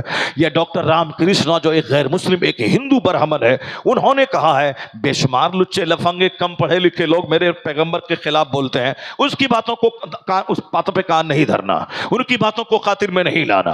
پڑھے لکھے لوگوں نے جو نبی کی تعریف کہہ دی، جو اپنا دل نکال کے رکھ دیا ہے، اس کو بیان کیجیے، اس کو لوگوں کے سامنے بیان کیجیے، در و دیوار میں اس کو لکھ دیجیے۔ اگر ایک رام گیری جیسا خبیث نبی کو گالی دے رہا ہے، یہاں 500 ایسے برہمن ہیں جو مصطفیٰ کی تعریف میں کتابیں لکھ دی ہیں، تو ہم ان تعریف کرنے والوں کی سنیں، اس سلک چھاپ آدمی کی سنیں، ہم ان پڑھے لکھے آدمی کی بات مانیں کہ مندر میں گھنٹی بجا کے ہمارے پیغمبر کو گالی دے کر 2 روٹی کھانے والے اس رذیل کی بات سماعت کریں۔ اس میں ایک قوم مسلم نگیٹو پہلو سے ہٹ کر پازیٹیولی آپ سوچا کریں، ہر پاگل دیوانے کی بات کا جواب نہیں ہوتا، ہر پاگل دیوانے وحشی کی بات کا جواب نہیں ہے۔ راستہ چل دے کوئی رمیش اگر میرے پیغمبر کو گالی دیتا ہے، اب ہم ساری انرجی نچوڑ دیں اس پہ؟ نہیں، پاگل سمجھ کے اس کو چھوڑ دینا۔ ایک پاگل کی بات تھی، پاگل ہواؤں میں صدائے پاس گشت سمجھ کر کے چھوڑ دینا ہے۔ اپنا کام کر۔ جب پتا چلے کہ لوگ میرے سرکار کے خلاف بول رہے ہیں، میرے محبوب کے خلاف بول رہے ہیں، تو فوری آپ درود کا ورد بڑھا دیں،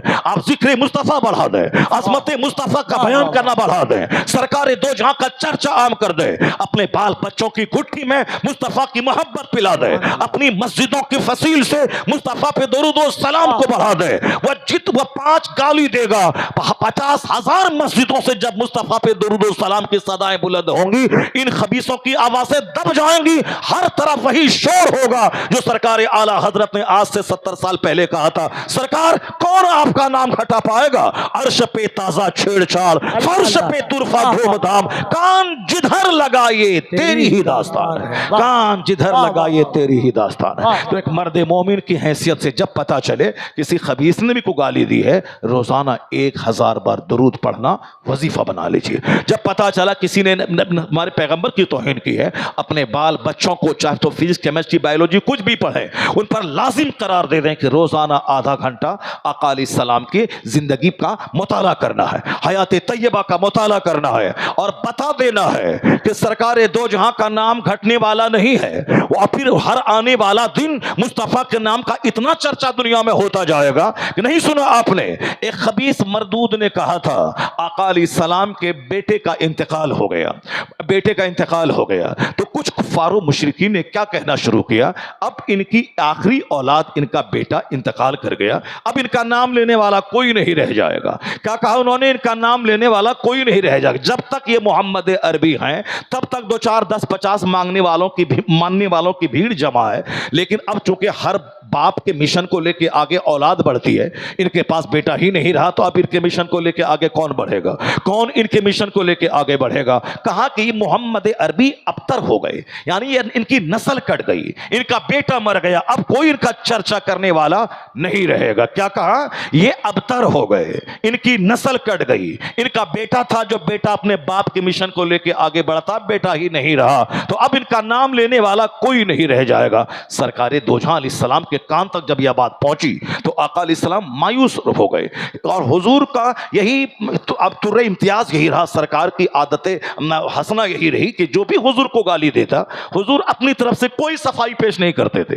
سرکار دو جہاں کی جو بھی توہین کرتا تو آقا خود نہیں کہتے تھے، ہاں اللہ کی توہین اگر کوئی کرتا تھا تو سرکار دو جہاں کا تیور غضبناک ہو جاتا تھا، وہ اس کی بات کا جواب دیتے تھے۔ لیکن بس یہی بات یہاں بھی ہے، اللہ کی ذات پہ حملہ کوئی کرتا سرکار دو جہاں کا حملہ خطرناک ہو جاتا، آپ کے بیان کا تیور غضبناک ہو جاتا۔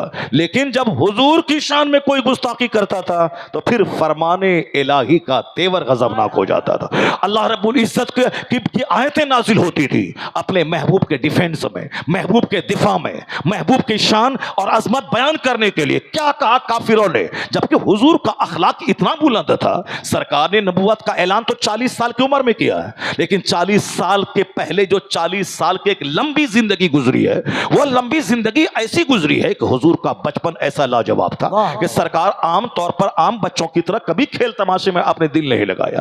بچپن بالکل عمدہ تھا، بچپن بالکل ادب سے بالکل مملو تھا۔ فرماتے ہیں کہ حضور نے کہ 2 بار میرے دل میں کھیل کی خواہش پیدا ہوئی، اور ہمارے بچپن کے ساتھیوں نے کہا کہ چلو ایک بازار میں کہانی کی ایک محفل سجی ہے، ذرا جا کے دیکھ لیں۔ آقا فرماتے ہیں کہ میں چلا، راستے میں ایک جگہ اتنی گہری نیند مجھ کو آ گئی کہ میں سو گیا، اور جب میں سو گیا اس وقت جگا جب سورج کی دھوپ میرے جسم پہ پڑنے لگی، گرمی محسوس ہوئی، تب میں اٹھا۔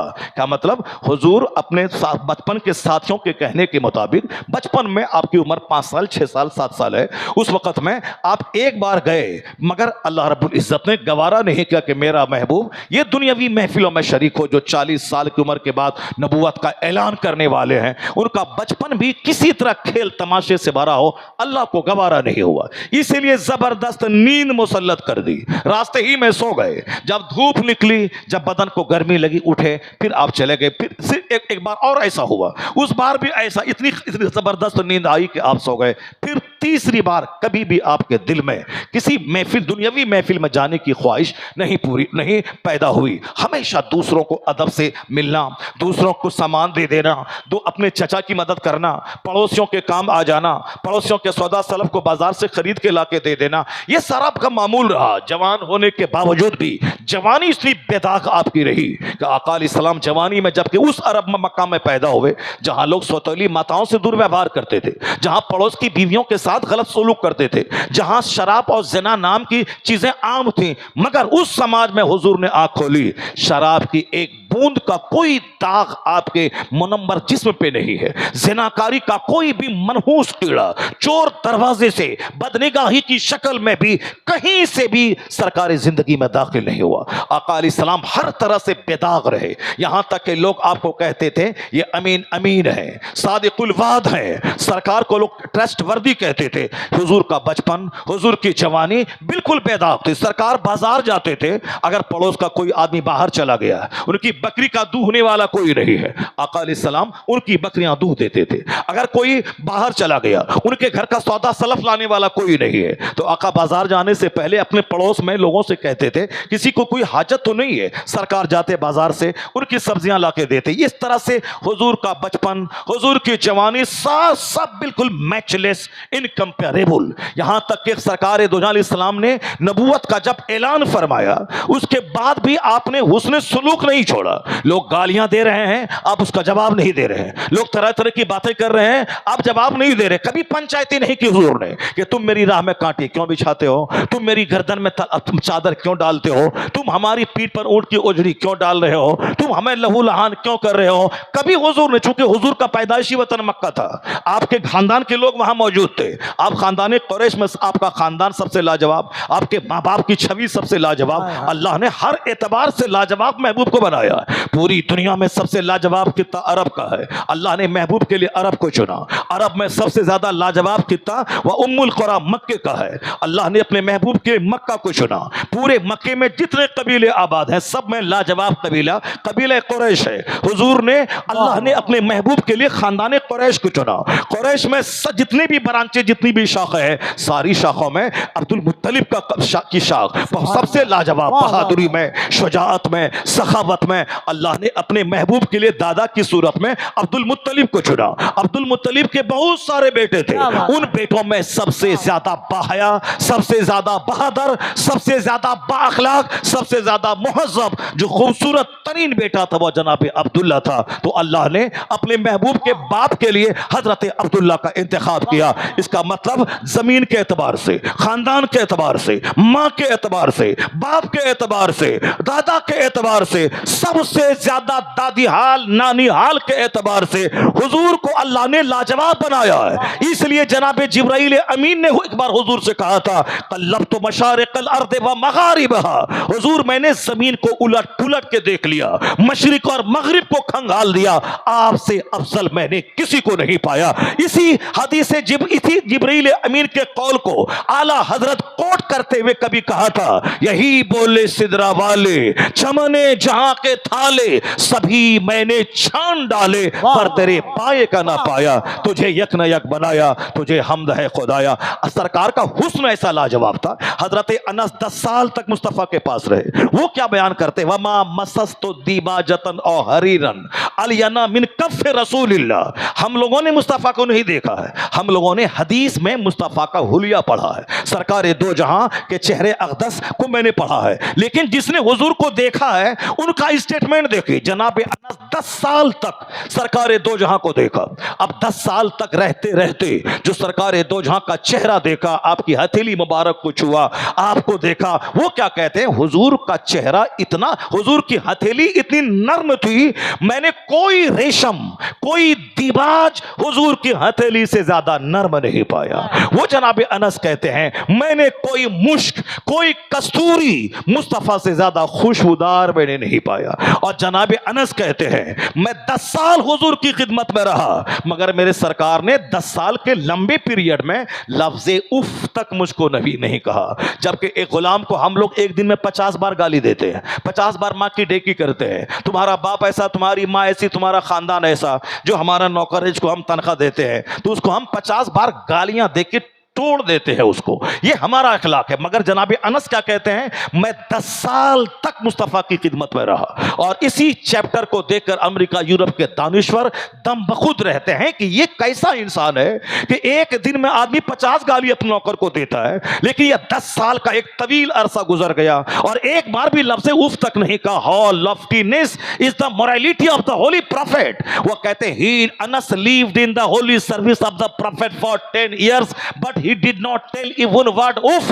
انس 10 سال اسلام کے پیغمبر کی خدمت میں رہے مگر لفظ اف تک مصطفیٰ کو نہیں کہا. ایک طرف حسن لاجواب, ایک طرف اخلاق لاجواب, ایک طرف آپ کا جسم لطیف لاجواب, ایک طرف خاندان لاجواب. اس لاجواب پیغمبر نے جب نبوت کا اعلان فرمایا ہے, جن کے ساتھ مصطفیٰ کا حسن سلوک برسوں سے رہا, تجارت کر کے مال کمانا, لوگوں کو قرض دینا, بیماروں کا علاج کروانا, سماج کے جو لوگ کام کرنے کے قابل نہیں ہیں ان کو پیسہ دے کے کام کے قابل بنانا, یہاں تک کہ ہر آنے والے مہمان کی عزت کرنا, اس پڑوسی کو قرضہ دینا. پریکٹیکل میں جو آپ نے کہا کہ پڑوسی کا پڑوسی پر حق یہ ہے اس کو گالی نہ دے, وہ قرض مانگے تو قرض اس کو دے. تو اب حضور نے پریکٹیکل میں ساری چیزیں کر کے دکھا دی.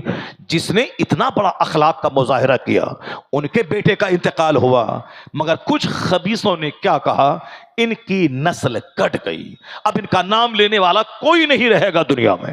کیا کہا, کن کے ساتھ, اخلاق کی سب سے اونچی چوٹی پہ جو فائز ہے اس کے آگے کوئی اخلاق کی چوٹی ہی نہیں ہے. حضور فرماتے ہیں بعثت لأتمم مکارم الاخلاق, I have been sent to complete morality. میں اخلاق کو پائے تکمیل تک پہنچانے کے لیے میں پیدا ہوا ہوں. اخلاق کیا ہے, سیدہ عائشہ کہتی ہیں کانا خلق القرآن, مصطفیٰ کا اخلاق قرآن ہے. یعنی ادھر قرآن پڑھیں تھیوری میں, اب پریکٹیکل میں قرآن پاک کو دیکھیں, مصطفیٰ کی زندگی دیکھ لیں. سرکار دو جہاں کا اخلاق اتنا بلند تھا کہ جو آپ کو پتھروں سے لہو لہان کر دیا, آپ نے اس کے ساتھ بھی حسن سلوک کو نہیں چھوڑا. لیکن ان لوگوں نے کیا سلوک کیا, حضور کا بیٹا انتقال کیا تو کیا بولا کہ اب ان کی نسل کٹ گئی, کوئی ان کا نام لینے والا نہیں رہ جائے گا. یہ بدلہ دیا لوگوں نے. ان کی نسل کٹ گئی، یہ ابتر ہو گئے، ان کی نسل کٹ گئی، ان کا چرچا نہ ہوگا۔ تو اب اللہ رب العزت نے اپنے محبوب کی اداسی کو دیکھتے ہوئے جناب جبرائیل امین کو بھیجا، جاؤ میرے حبیب اداس ہے، اس کی مایوسی دور کر دے کہ ایک بیٹا کا انتقال ہوا تو کیا ہوا، انا اعطیناک الکوثر فصلی لربک وانحر ان شانئک هو الابتر، یعنی جو سورت دیکھنے میں سب سے چھوٹی ہے، 3 آیتوں پر مشتمل، یہ آیت ہے قرآن کی، یہ کلام ہے خدا کا، مگر یہ تعریف ہے محمد مصطفیٰ کی، سرکار کی عظمت اس طرح بیان کر رہی آیت کریمہ کہ انا اعطیناک الکوثر۔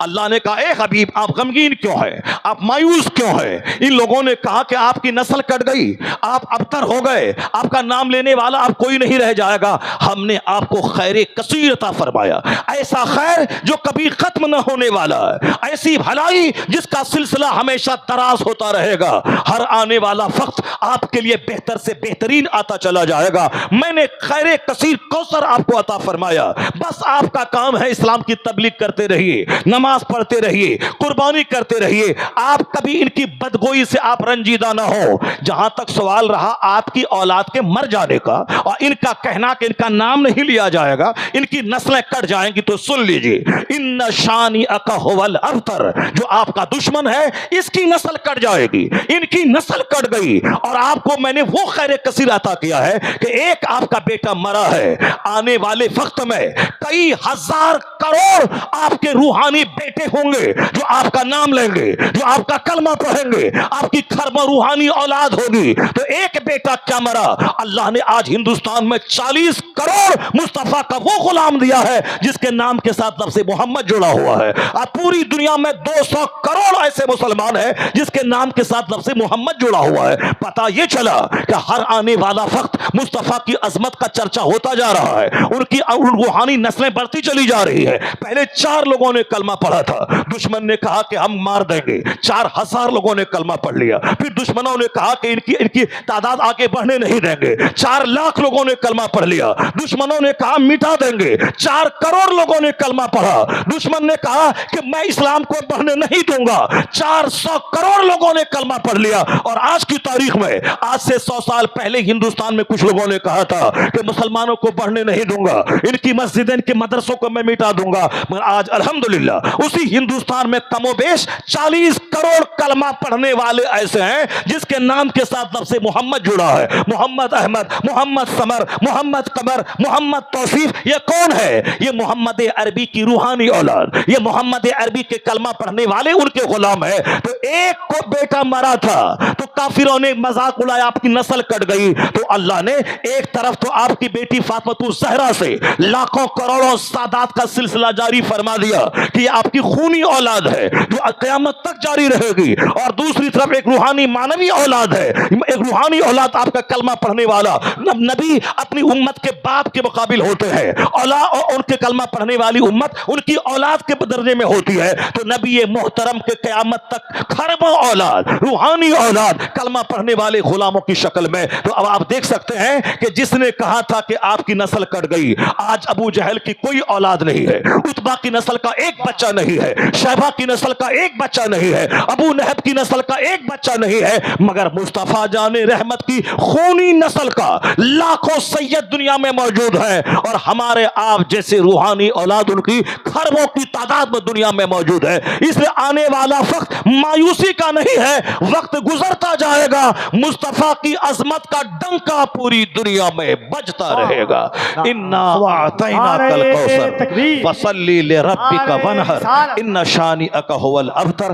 سرکار دو جہاں کا چرچا قرآن شریف کی آیتوں میں آپ محسوس کر سکتے ہیں، کس طرح اللہ نے اپنے محبوب کو ڈھارس بندھائی، کس قدر اپنے محبوب کو تسلی دی، کس قدر اپنے محبوب کی اداسی دور کی۔ اسے سورہ کوثر جب بھی آپ پڑھیں تو لگے کہ آیت ہے کلام ہے قرآن کی، مگر یہ نعت ہے مصطفیٰ کی، یہ وصف ہے مصطفیٰ کی. آپ پوری صورت مصطفیٰ کی تائید و تصدیق اور آقا علیہ السلام کی عظمت کا خطبہ پڑھ رہی ہے. آپ کو معلوم ہے ایک بار سرکار دو جہاں کو اسی طرح ایک سر پھرا ایک پاگل، یہ تاریخ پرانی رہی ہے. کچھ لوگ ہیں جو سرکار پہ جان چھڑکتے تھے، جان ہتھیلی پہ لے کے میدان جنگ میں گردنیں کٹانا چاہتے تھے، حضور کے بغیر ایک لمحہ جینا نہیں چاہتے تھے، ہر وقت سرکار کا نظارہ کرتے رہے. حضور کہتے تھے چلو، اور رحیل کی صدا بلند ہوتی تھی، یہ لوگ اپنے بال بچوں کو تیاگ کر میدان جنگ میں نکل جاتے تھے. یہ وہی عرب کے لوگ تھے جو الہڑ تھے، جو گمار تھے، مگر حضور نے وہ اخلاق کا پاٹ ایسا پڑھایا سب مصطفیٰ کے دیوانے ہو گئے.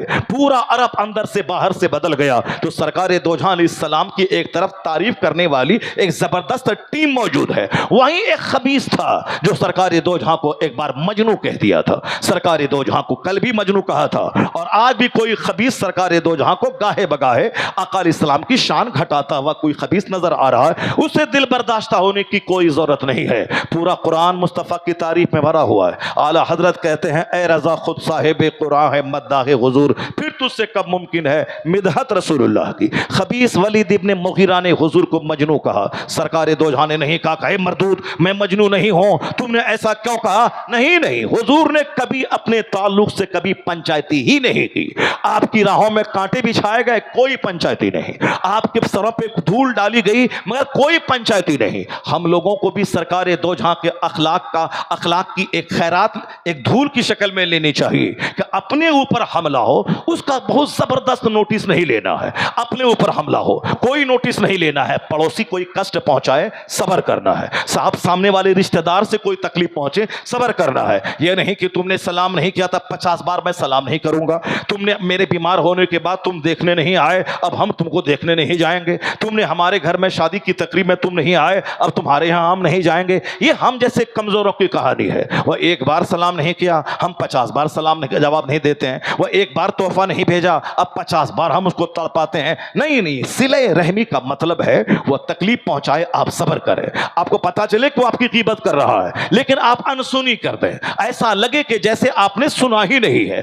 بے شمار مسئلے کا حل انسنی کر دینے میں ہے. ایسا نہیں کہ ٹوہ لگائیں دیوار میں کان لگا کے سنے وہ اپنے گھر میں کیا بول رہا ہے. نہیں، اگر آپ راستہ چلتے سن بھی لیا کہ فلاں اپنے گھر میں بال بچوں کے بیچ میں میرے خلاف کوئی چرچا کر رہا ہے، آپ اس طرح سے گزر جائیں جیسے لگے کہ آپ نے کچھ سنا ہی نہیں ہے. بالکل کان بند کر لیں، ورنہ کس سے آپ لڑیں گے. اخلاق کا تقاضا یہی ہے، لڑائی کے ختم کرنے کا تقاضا یہی ہے. رشتہ داریوں کو دوریوں کو گھٹانے کا اچھا طریقہ یہی ہے. آج لوگ گرہ باندھ کے رکھ رہے ہیں. 100 سال کی دشمنی، 50 سال کی دشمنی، دادا کی دشمنی پوتا نکال رہا ہے. یہ کام تو عرب کے جاہل کرتے تھے کہ 100 سال پہلے کسی کے پردادا سے کسی قبیلے سے دشمنی تھی تو اس کا پرپوتا اس دشمنی کا بدلہ لیتا تھا. نہیں، یہ ہمارے پردادا کا دشمن تھا، اب ہم اس کو جینے نہیں دیں گے. یہاں الٹریسی اگنورینس کا ماحول ہے، وہاں ایسا ہوتا ہے. لیکن آقا فرماتے ہیں اب اسلام آ گیا ہے. حضور کہتے ہیں سل من قطعک، جو تم سے جدائی اختیار کرے تم اس سے جڑنے کی کوشش کرو. جو تم کو نہیں دے تم اس کو دینے کی کوشش کرو. جو تم کو سلام نہیں کرے تم ان کو سلام کرو. نفس تو بولتا ہے کہ میں بڑا ہوں یا چھوٹا ہے سلام نہیں کرو. نفس تو کہتا ہے کہ میں شوہر ہوں یا بیوی ہے میں سلام نہیں کرو. نفس تو کہتا ہے کہ میں امیر ہوں یا غریب ہے میں سلام نہ کرو. نفس کی مانیں گے تو شیطان بن جائیں گے.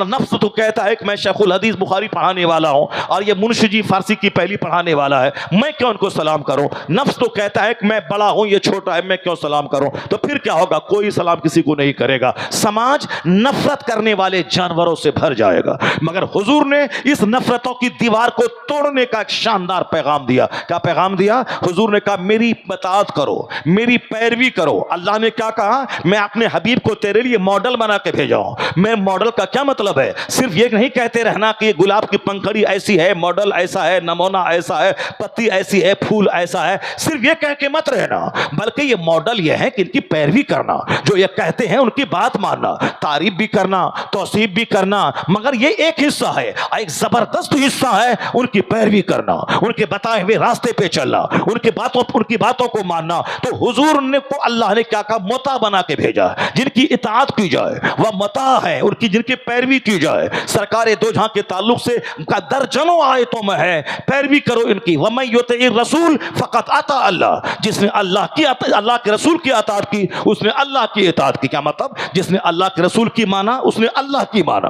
اللہ کی رسول پاک کی ماننا کا مطلب اللہ کی بات ماننا. تو اللہ کے رسول کی بات ماننے کا مطلب یہی ہے. حضور کیا کہتے ہیں؟ آقا فرماتے ہیں سل من قطعک، جو تجھ سے جڑے کٹنا چاہے تم اس سے جڑنے کی کوشش کرو. تو آقا فرماتے ہیں، آقا ہمارے لیے ماڈل ہے. تو جب لگے دل میں کہ میں شیخ الحدیث ہوں یہ منشی جی ہے، لگے کہ میں امیر ہوں یہ غریب ہے، لگے کہ میں شوہر ہوں یہ بیوی ہے، میں بڑا ہوں یہ چھوٹا ہے، کیسے سلام کروں؟ نفس کی مانیں گے تو پھر آپ مغرور ہو جائیں گے. لیکن جہاں مصطفیٰ کو سامنے لے آئے کہ میرے پیغمبر اعظم اپنی بیوی کو سلام کرتے تھے، سرکار اپنے چھوٹوں کو سلام کرتے تھے، سرکار سلام میں اس قدر پہل کرتے تھے کہ دوسروں کو موقع نہیں ملتا تھا کہ وہ سلام کرے. تو نفس کی مانیں گے تو دوریاں بڑھیں گی، مصطفیٰ کی مانیں گے تو غرور چھٹے گا، خاکساری بڑھ جائے گی، محبتیں بڑھ جائیں گی، دوریاں گھٹ جائیں گی. اس لیے ہمیشہ مصطفیٰ کو سامنے رکھیں. شادی بیاہ، عقیقہ ختنہ، تیجا 40واں، سب ہر کام میں نبی محترم سامنے رہے.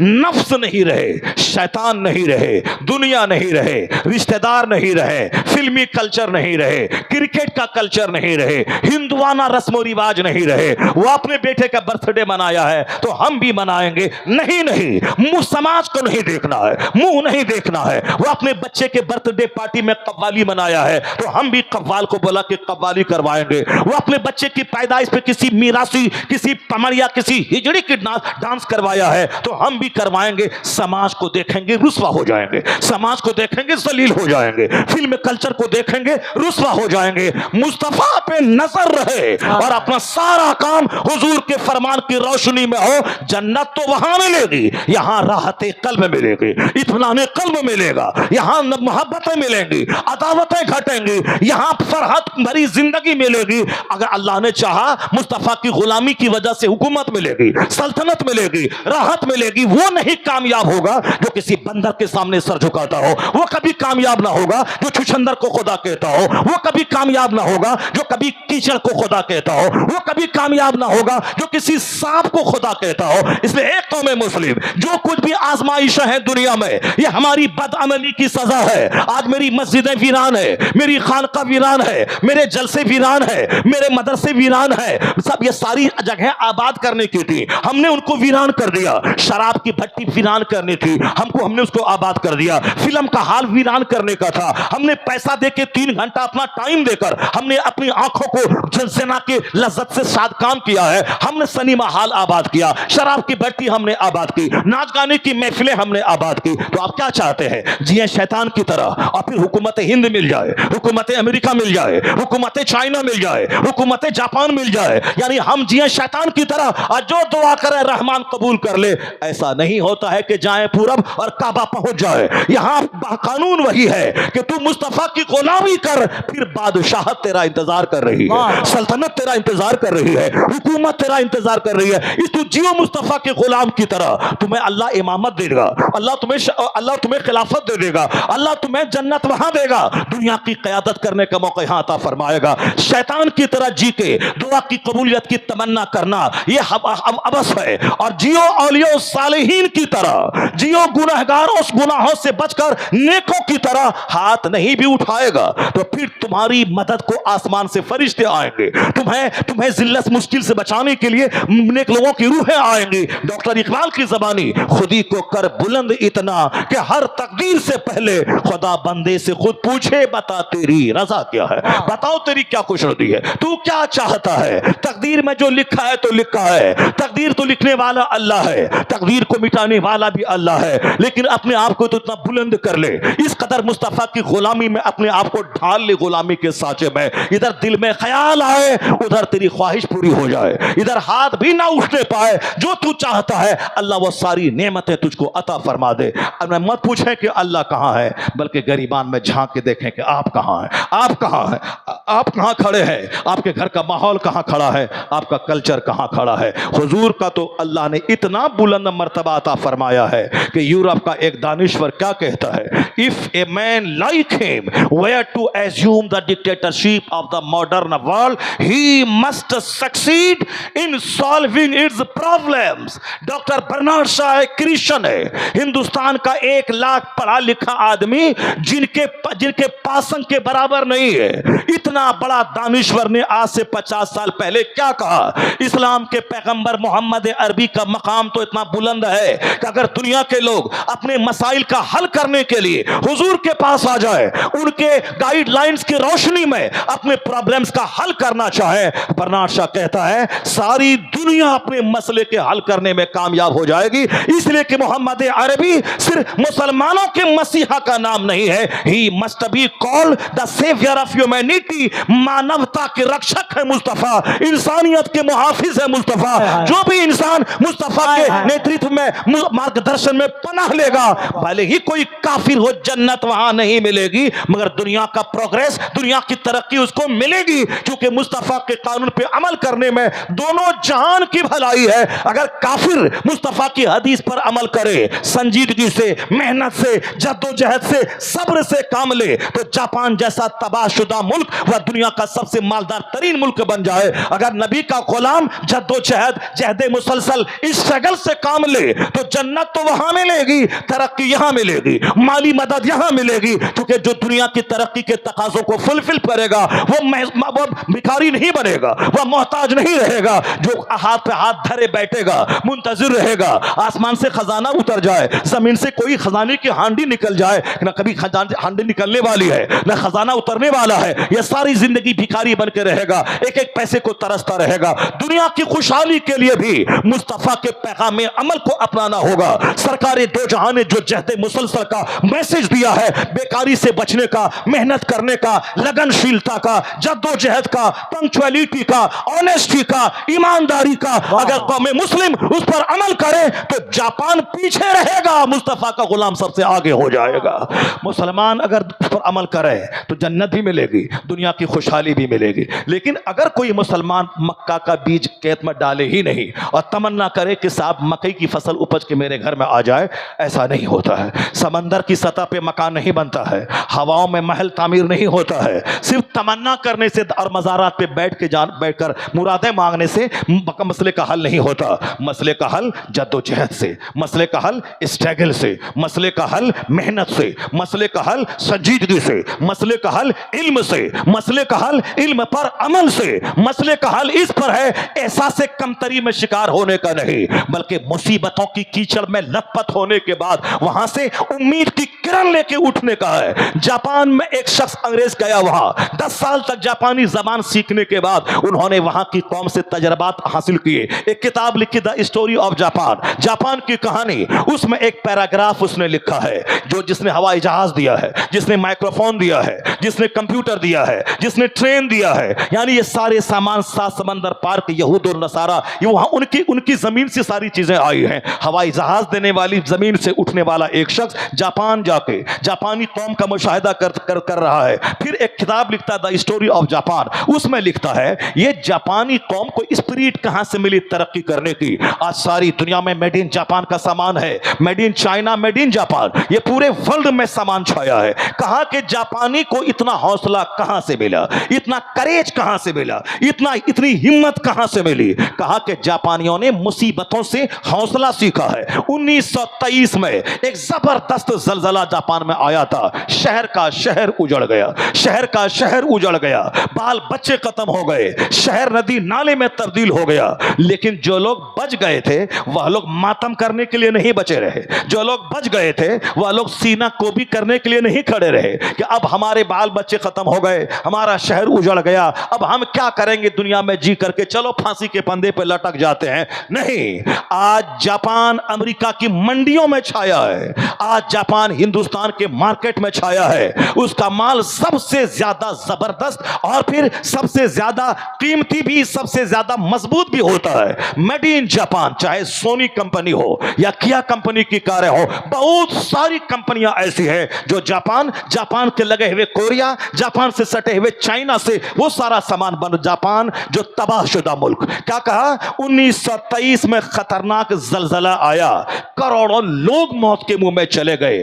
आबादियां जमीन में धंस गई, लेकिन जो लोग बच गए वह लोग सोगवार बन के नहीं बचे, बाल नहीं नोचने लगे, सीना नहीं फाड़ने लगे। जो गए तो गए, जो बच गए कहा मुझे इस मुसीबत की घड़ी में औरतों की तरह बाल नहीं नोचना है, सब्र से काम लेना है, हौसले से काम लेना है। वह लोग सब्र के साथ रहे, हौसला का दामन हाथ से नहीं छोड़ा, जद्दोजहद शुरू किया। मेरा हर बच्चा पढ़ेगा, मेरा हर बच्चा फैक्ट्री का बनाएगा, मेरा हर बच्चा नया प्रोडक्शन बनाएगा, सारी दुनिया में पैदावार को फैलाएगा। कहा जापानियों के इसी सब्र ने, इसी हौसले ने, इसी जद्दोजहद ने वह पीछे पलट के नहीं देखा, उन मुसीबतों से स्पिरिट लिया। आज वही तबाहशुदा जापान पूरी दुनिया का सबसे मालदार तरीन मुल्क बन गया। उन्होंने कहा कि दूसरा वाकया जापान में 1945 में हुआ, जब हिरोशिमा पे एटम बम गिरा था। अमेरिका ने पहली बार एटम बम गिराया था हिरोशिमा पे, दूसरे ही दिन नागासाकी पे यूरेनियम बम गिराया था। कहा दोनों शहर उजड़ गए, लाशों के ढेर पे दोनों शहर तब्दील हो गया। वह तब कौन शहर? जो शहर टोक्यो, जापान का शहर, जापान की राजधानी, वो जापान का शहर मलबे में तब्दील हो गया। जापान का शहर लाशों के ढेर में बदल गया। हिरोशिमा और नागासाकी, यह दोनों शहर तबाह हो बर्बाद हो गए। आज 70-80 साल के बाद भी जो लोग बचे हैं उस खतरनाक जहरीले असरात से, वह लूले लंगड़े अपाहिज बच्चे पैदा हो रहे हैं। मगर जापानी सर के बाल नोचने में नहीं गुजार दिया। बच्चे मर गए तो अब मैं जी के क्या करूं, मेरे माँ बाप मर गए तो अब मैं जी के क्या करूं, मेरा शहर उजड़ गया तो अब मैं जी के क्या करूं। नहीं, जापानियों ने सरेंडर किया कि अब मैं अमेरिका से जंग नहीं करूंगा, अब मैं जंग नहीं करूंगा, मैं हार गया, मैं हार गया। अब उन्होंने सारी एनर्जी, सारी ताकत उन्होंने पढ़ने में, लिखने में, सामान बनाने में, फैक्ट्री में लगा दी। आज दुनिया का सबसे खूबसूरत शहर, सौड़ी सड़कें, फलकपोश इमारतें, जबरदस्त फैक्ट्रियां, मजबूत सामान का प्रोडक्शन, सब में अव्वल नंबर पे जापान है। अब दुनिया के लोग वहां से सबक लेते हैं कि मुसीबतों में हौसला खोना नहीं चाहिए, मुसीबतों में नर्वस होना नहीं चाहिए। जापानी कौन से लोग सीख ले। एक हिंदुस्तानी मुसलमान, अगर आज मस्जिदें टूट गई तो क्या हुआ, मदरसे उजड़ गए तो क्या हुआ, अगर तुम्हारे इख्तियारात छीने जा रहे तो क्या हुआ, तुम सब्र से काम लेना। तुम्हारे पैगंबर ने कहा है, तुम्हारे पैगंबर ने कहा है कि सब्र तुम्हारा हथियार है, इल्म तुम्हारा जेवर है, इल्म तुम्हारा हथियार है। अल्लाह सब्र करने वालों के साथ है। अल्लाह ने क्या कहा? ला तहज़न इन्नल्लाह माना, गम मत करो, अल्लाह तुम्हारे साथ है। हुजूर ने ये कहा था, हुजूर की ये बोली है, जब आप निकले अब मक्कतुल मुकर्रमा से हिजरत की रात में और गारे सोर में गए,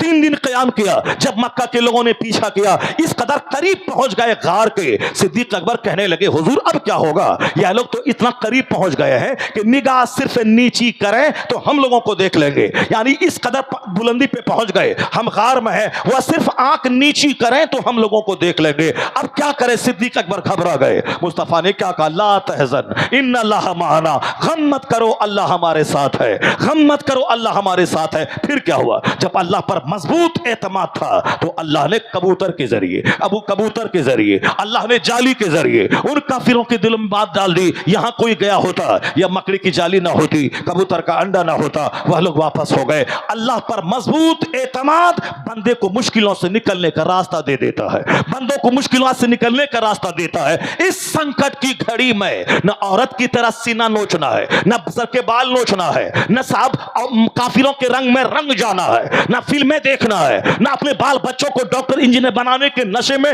काफिर बना देना है। नहीं, इस संकट की घड़ी में मजबूती से अल्लाह पर यकीन रखना है, मुस्तफा की सुन्नतों की पैरवी करनी है, अपने बाल बच्चों की घुट्टी में मुस्तफा का इश्क पिला देना है। फिर कहना है तुम्हारे पास जितनी तलवार है तू चला, तू बम गिरा, तेरा बम थक जाएगा मगर मेरे इश्क की दीवार टूट नहीं पाएगी। तुमने अगर इस्लाम मिटाने की ठान लिया है, अब हमने भी इस्लाम बचाने की ठान लिया है, अब हमने भी इस्लाम बचाने की ठान लिया है। ये वक्त नाचने का नहीं है, ये वक्त गाने का नहीं है, ये वक्त 1 करोड़ की शादी का नहीं है, ये वक्त हौसले का है, ये वक्त स्ट्रगल का है, ये वक्त जद्दोजहद का है, ये वक्त मुस्तफ़ा की सुन्नतों की पैरवी का है, ये वक्त मस्जिदों के आबाद करने का है, ये वक्त अजान की आवाज़ सुनने के बाद सोने का नहीं है, ये वक्त जागने का है। मुसीबतें توڑنے نہیں آتی ہیں، مصیبتیں جگانے آتی ہیں، مصیبتیں حوصلہ دینے آتی ہیں۔ تو موجودہ مصیبت کو انفیریٹی کمپلیکس کا شکار مت ہو جائیے، موجودہ مصیبت کو جاگنے کا ایک ذریعہ جاپانی قوم اسلام کا مطالعہ کر کے صبر سے آج ترقی کری ہے۔